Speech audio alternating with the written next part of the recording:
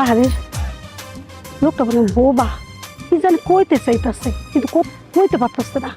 আচ্ছা যাই দেখি কি কইতে চায়, কিছু কইবেন?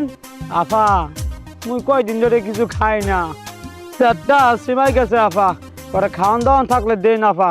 কি রে তুই যে কথা কইতে পারস? আমি ভাবলাম তুই বোবা, কথা কইতে পারস না, এর লেগে তোর সামনে এলাম। না বা মুই তো কথাই কইতে আছি, সামনে মনে হয় শুনেন নাই। আফা ওই কয়টা চাউল থাকলে দেন। তুই আমার খারাপ কথা কইলি?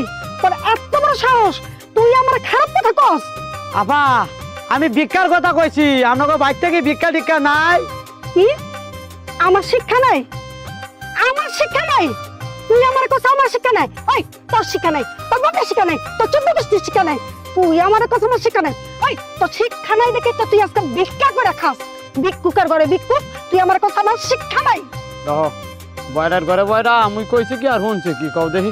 কি তুই আমার বড় করি? আফা আপনারে মুই বয়রা কইছি, হেটা আপনি শুনলেন কেমনে? তুই আমার বড় কইছ? খারা তোর ভিক্ষা দিতেছি, খারাইবি। যাক আলহামদুলিল্লাহ, আজগা আঙ্গো দিনে আজগা একটা বাইর ভিক্ষা পামু। পলা পলা পলা খাইছে মানে বড় কইছি, কত বড় সাহস তোর! আমার সীমানা দেখে লই, এক দিনে কলা খাইতে হলাম। আমারে বড় কয়, কত বড় সাহস!